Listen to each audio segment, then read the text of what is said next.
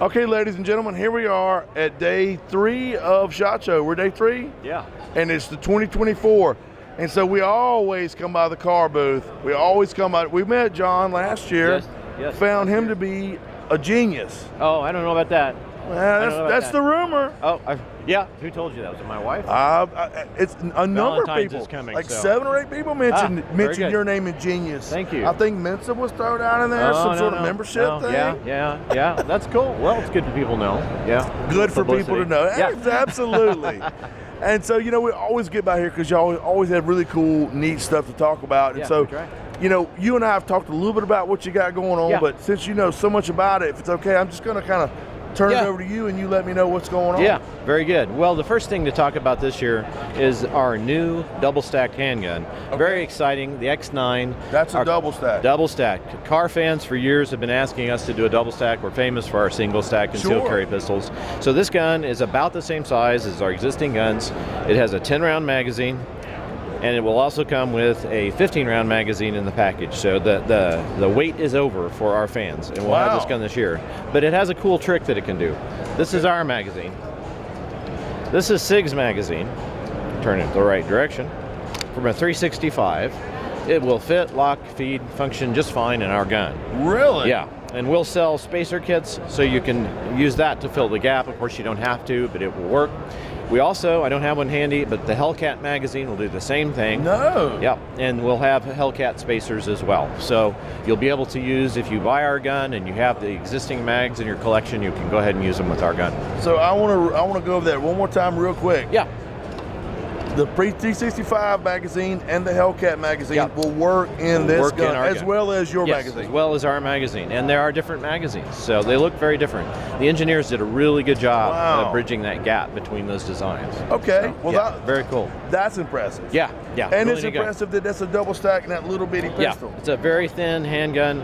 I think everyone will find it competitive with everything that's out in the market of a similar design. It's optics cut, RMSC footprint. All of our guns will be optics cut. We're not going to do some and not others. We chose not to do a plate because we wanted the optic to sit low. Sit low on the top of the slide. And I think everyone's going with this footprint on this size gun. Another thing that people asked us to do over the years was to change the trigger. We know car fans, a lot of car fans do like the long trigger pull, but they also want a better reset. So what we did with this particular trigger is it has still a longer trigger pull, not as long as before, but the reset is much, much shorter. Okay. So you can get those follow-up shots quickly.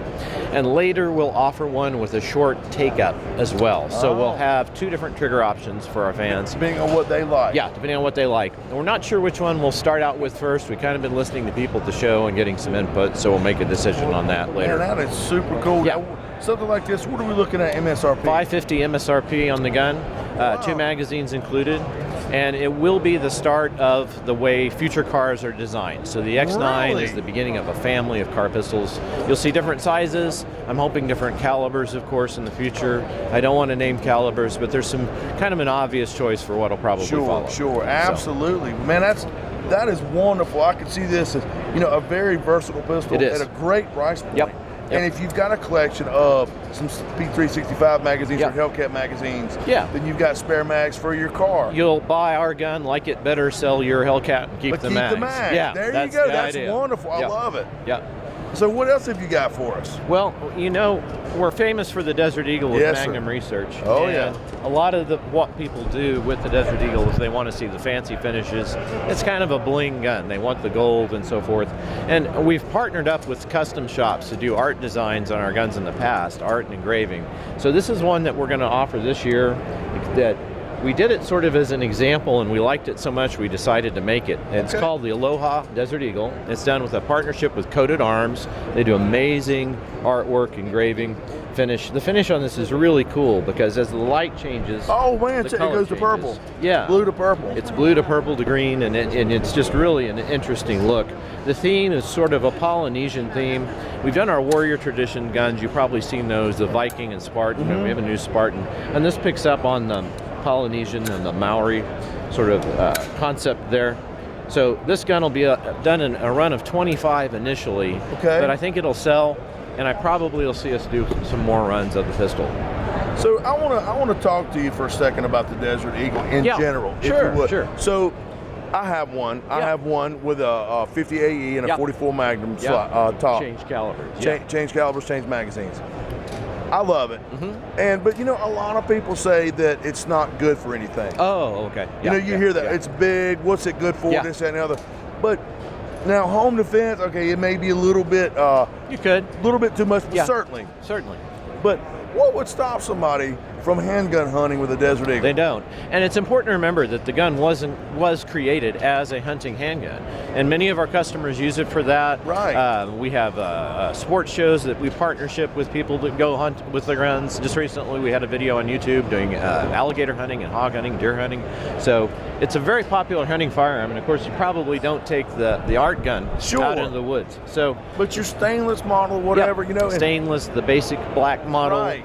And the calibers are all designed to be useful for hunting. 429 that we came out with really intended to stretch out the reach with a flatter trajectory just for that purpose. And that's a neck down 50 AE to the 429. 429. Yeah. So I like to tell people that the Desert Eagle will take any game in North America that you might want to hunt. And there's a caliber really that's appropriate in the platform for just about any of the bigger game that you might want to hunt. And size-wise, bulk-wise, weight-wise, there's no difference in this in a double-action revolver. That's correct. 44 Magnum, right? Yeah. But, and this is a point that I try to stress to people.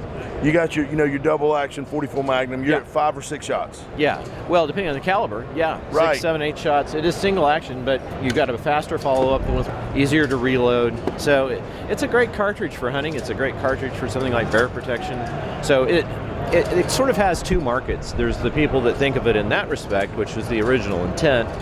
Hollywood, of course, then saw the gun, grabbed it, picked it up, started using it in movies, and it became associated with action heroes and video games. Which may be not practical for that. Right. I mean, this wouldn't be my concealed carry. No. But if you were in dangerous bear country, you could pack this in. That's right. And be as well or better healed than in a comparable revolver. Exactly. With the more magazine capacity, the faster reloads, lots that sort of of cartridge thing. choices, a lot of load choices available for it. You take your 50 AE out, you run out of ammo, you got your 44 Magnum barrel and magazine, swap over, then you can go to a local gun store, a little bit easier to find ammo. That's correct. 357, a little bit cheaper. Yeah, that's right. Y'all do this in 357 Magnum as well. We do. And you see partners in holster making, like our friends at Crossbreed, they make a great chest rig, which is perfect for what you're talking about. I mean, you can have the gun ready, available to go.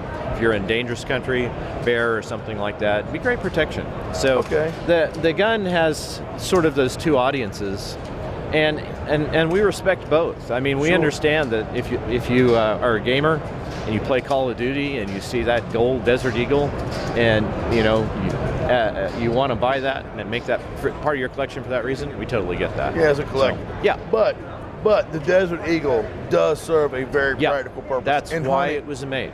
Yeah, and that was so I didn't know that. That was the original development of it as a handgun hunting. And I always tell people, the company's called Magnum Research for a reason, because that's what they are. They're the experts on magnums, researching new ways to use the cartridges and platforms to hunt. The biggest, finest revolver came about for the same reason. You can take that 30-30 with a scope in handgun hunting season, get very accurate results. And you got your 30-30 lever gun.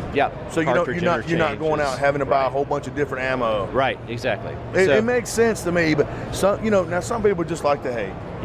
And well, I get it. I try to nip that in the bud as best I can.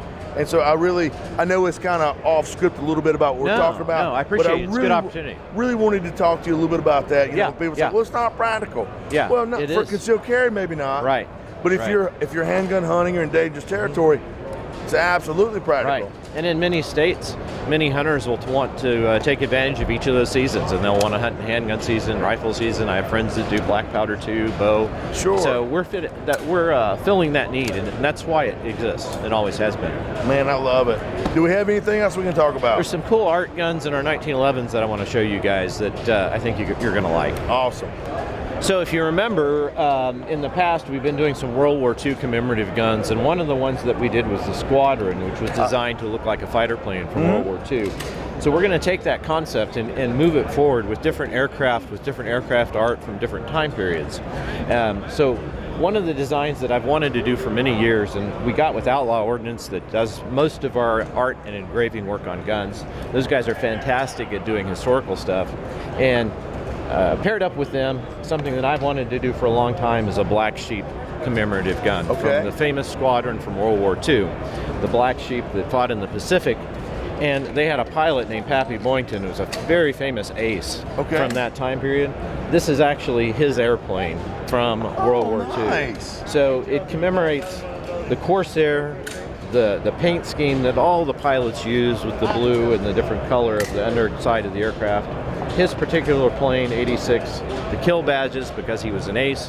He had his girlfriend's name on the plane. Of course, a lot of pilots did things like that. So, and the grips are designed to look like the wings of the aircraft. I love it. So expect to see this, and then later some other aircraft-based ones. The aviation buff, the military history buffs are going to love what we do. This would be more of an heirloom. It is. Yes. You know, you wouldn't buy this and shoot it. This would be more of a collectible. You think? Like I think so. But it is Cerakote. It is a tough finish. Sure. So I if would you say, wanted to, yep, you're not going to wear it out. Right. Yeah.